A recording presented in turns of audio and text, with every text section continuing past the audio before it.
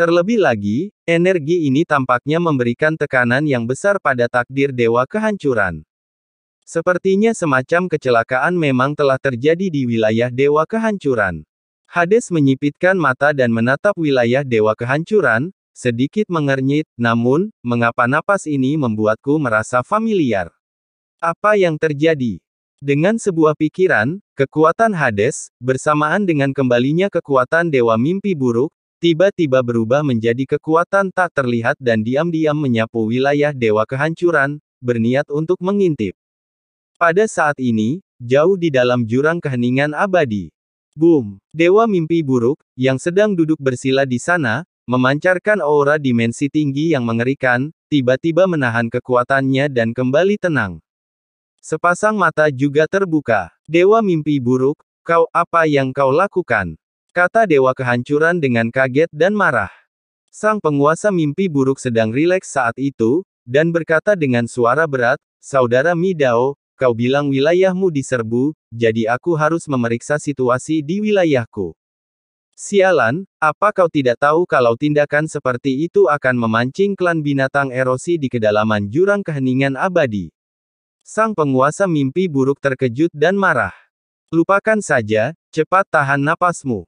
Ia tidak mempedulikan sang penguasa mimpi buruk setelah selesai berbicara, dan bergegas keluar dari jurang keheningan abadi lagi. Hehe, Saudara Midao, karena kau di sini, kenapa kau terburu-buru pergi? Kenapa kau tidak tinggal dan berkumpul? Namun, sebelum ia sempat pergi jauh, sebuah suara yang familiar tiba-tiba terdengar di kejauhan. Suara ini terdengar riang dan menggoda, bergemuruh di dunia ini, dan di saat yang sama, sebuah kekuatan tak terlihat tiba-tiba muncul ke dunia ini. Kau, Hades. Sang penguasa mimpi buruk terkejut, tiba-tiba menoleh, dan melihat sekeliling. Suara itu begitu dahsyat, seolah berasal dari kedalaman jurang keheningan abadi, tetapi seolah bergema di mana-mana, dan mustahil untuk membedakan arah yang sebenarnya. Dewa Hades sebenarnya telah mengamatinya di dekatnya.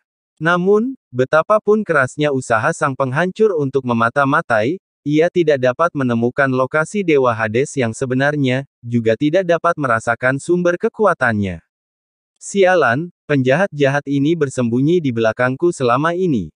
Sang penghancur murka. Perilaku bersembunyi di kegelapan ini membuatnya hampir gila, dan ia berteriak dengan marah, Sialan, Dewa Hades, keluarlah dan lawan aku jika kau punya nyali. Haha, bertarung denganmu. Kau dan aku telah bertarung selama bertahun-tahun, bukankah kita sudah sering melakukannya? Mengapa terburu-buru sekarang? Dewa Hades terkekeh, tepat sekali, kulihat kau perkasa dan pantang menyerah, dan kau juga ingin membuat keributan di jurang keheningan abadi ini. Dalam hal ini, kita adalah teman lama, dan kebetulan itulah yang kau inginkan. Begitu ia selesai berbicara, kekuatan Dewa Hades tiba-tiba menyapu kedalaman abis keheningan abadi. Boom! Jika perilaku Dewa mimpi buruk sebelumnya seperti menyalakan lampu di kedalaman abis keheningan abadi di malam yang gelap, maka perilaku Dewa Neraka saat ini setara dengan menjatuhkan bom di kedalaman abis keheningan abadi di malam yang gelap, dan gelombang kejut yang mengerikan langsung menyapu ke segala arah. Kau, sialan! Wajah Dewa Kehancuran dan Dewa Mimpi Buruk tiba-tiba berubah, pergi. Boom! Keduanya mundur dengan tergesa-gesa. Dengan keributan seperti itu, bahkan binatang gerhana yang sedang tidur pun akan terbangun. Hal yang paling mendesak adalah bersembunyi dulu, dan berurusan dengan Dewa Neraka lain kali. Yang terpenting adalah kau tidak boleh ketahuan. Namun, begitu keduanya bergerak. Raungan. Di kedalaman abis keheningan abadi, sebuah raungan besar tiba-tiba datang, dan saat berikutnya, sebuah bayangan besar tiba-tiba keluar dari kedalaman abis keheningan abadi. Sialan, penguasa kehancuran, penguasa mimpi buruk, tak apa-apa kau menerobos ke abis keheningan abadiku, tapi berani-beraninya kau bersikap sombong. Ini sama saja mengabaikan klan binatang gerhanaku dan mencari kematian. Bas! Tubuh klan mata pemakan abadi, yang tubuhnya bagaikan kabut hitam jurang yang mengalir dan permukaannya ditutupi puluhan ribu bola mata merah tua, biru tua, atau pucat, tiba-tiba muncul dari kedalaman keheningan abadi. Ia tiba-tiba membuka mulut besarnya yang terbuat dari kabut hitam jurang yang mengalir, dan mulutnya seperti celah kehampaan, yang terbelah vertikal dan menggigit keduanya dengan ganas. Boom! Kekuatan melahap yang mengerikan langsung turun ke tubuh kedua penguasa kehancuran dan mimpi buruk, ingin menelan mereka bulat-bulat. Sialan, dunia mimpi buruk. Penguasa mimpi buruk tak lagi peduli untuk bersembunyi dan langsung menampilkan dunia mimpi buruk. Kekuatan dunia yang luas meluas dan lolos ke dunia berdimensi tinggi, membentuk penghalang dunia yang mengerikan untuk menahan kekuatan klan mata pemakan abadi. Tepat saat itu, terdengar bunyi klik, dan setelah dunia mimpi buruk penguasa mimpi buruk digigit oleh klan mata pemakan abadi, sebuah celah besar langsung terbuka, membocorkan kekuatan mimpi buruk yang dahsyat. Ayo pergi, teriak penguasa kehancuran dengan marah, dan memanfaatkan kesempatan ini untuk melarikan diri dari tempat ini bersama penguasa mimpi buruk. Namun, begitu mereka bergerak, terdengar suara dengungan, dan anggota tubuh hitam pekat yang tak terhitung jumlahnya tiba-tiba muncul di langit yang jauh. Masing-masing anggota tubuh ini sangat besar, dan mereka melarikan diri ke dunia berdimensi tinggi, ratusan juta kilometer jauhnya, seperti pilar langit yang runtuh, menindasnya di tempat. Itu adalah pegunungan hidup yang sepenuhnya hitam, seperti sisa-sisa binatang buas jurang yang tak terhitung jumlahnya. Di pegunungan itu, terdapat kaki-kaki tajam yang besar. Ada ratusan kaki tajam ini, dan masing-masing mengandung kekuatan mengerikan, yang menebas dunia mimpi buruk penguasa mimpi buruk dan sungai panjang penguasa kehancuran dengan keras. Itu leluhur gerhana berkaki 1000. Orang ini juga sudah waspada. Tuan Yan, lihat apa yang telah kau lakukan.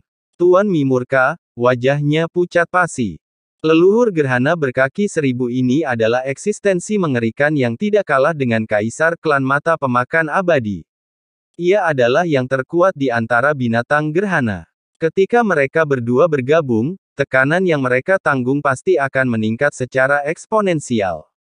Tuan Mi, bagaimana ini bisa disalahkan padaku? Tuan Yan marah, jelas kau yang bertindak lebih dulu, yang menarik Hades.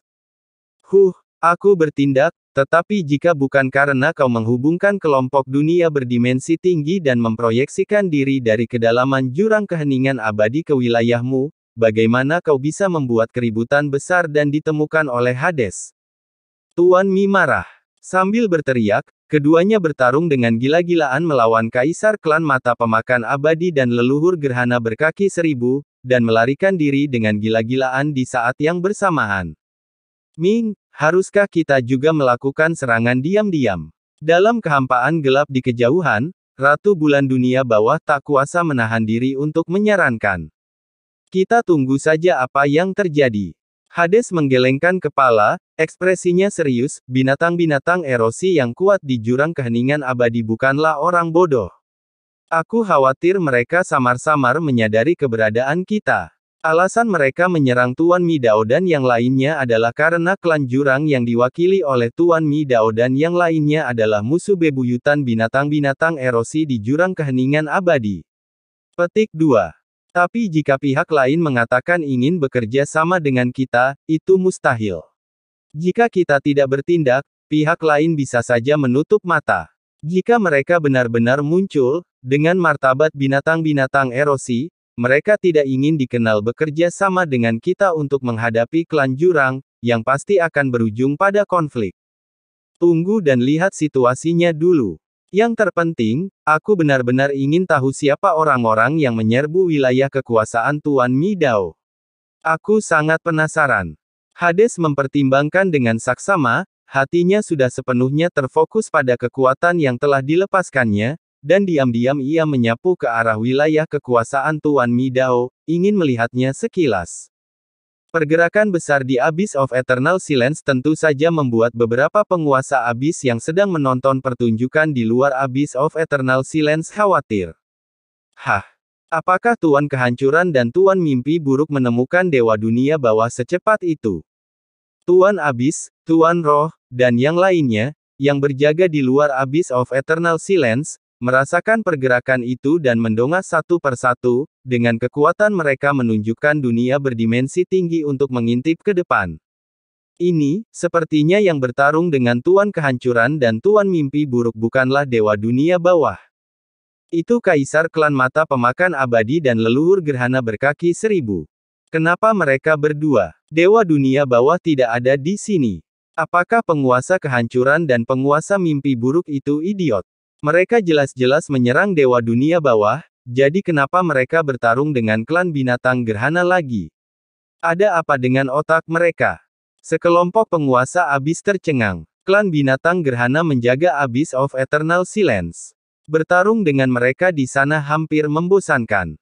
Kecuali banyak penguasa abis membentuk aliansi dan bergabung, jika tidak, membunuh klan binatang gerhana di Abyss of Eternal Silence niscaya akan mendatangkan kematian. Tapi siapa sangka bahwa penguasa kehancuran dan penguasa mimpi buruk, yang jelas-jelas mencari Hades, benar-benar bertarung dengan binatang gerhana lagi. Mungkinkah penguasa kehancuran dan penguasa mimpi buruk berpura-pura membunuh Hades, dan tujuan sebenarnya mereka adalah membunuh binatang gerhana? Seorang penguasa abis tak kuasa menahan diri untuk bertanya. Seharusnya tidak seserius itu, kan? Kekuatan penguasa mimpi buruk sepertinya telah turun ke dimensi yang lebih tinggi sebelumnya dan menyatu dengan klon di wilayah mereka sendiri. Mungkinkah sesuatu terjadi di wilayah mereka? Kalau begitu, mereka seharusnya diam-diam meninggalkan jurang keheningan abadi, dan tidak perlu bertarung sekeras itu dan membuat para binatang gerhana di jurang keheningan abadi khawatir, kan? Atau, apakah mereka ditipu oleh Dewa Hades lagi? Penguasa kehancuran dan penguasa mimpi buruk tidak sebodoh itu, kan? Mereka jatuh ke dalam perangkap berulang kali. Semua orang bingung. Satu persatu, mereka menatap ke kedalaman jurang keheningan abadi di tingkat dimensi yang lebih tinggi, mencoba melihat situasi dengan jelas.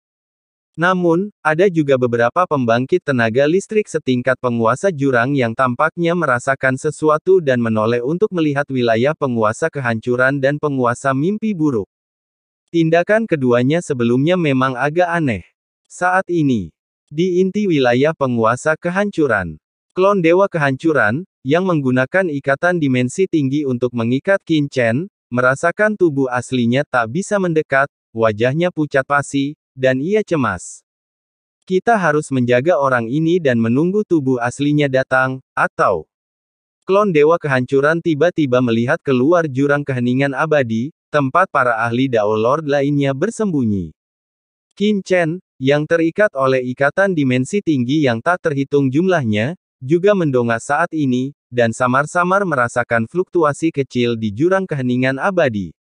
Apakah tubuh asli Dewa Kehancuran sedang bermasalah di jurang keheningan abadi? Qin Chen sedikit mengernyit, dan pada saat yang sama ia samar-samar merasa bahwa krisis tampaknya sedang terjadi. Kita tidak bisa berlarut-larut. Qin Chen tiba-tiba mendongak dan menatap klon Dewa Kehancuran.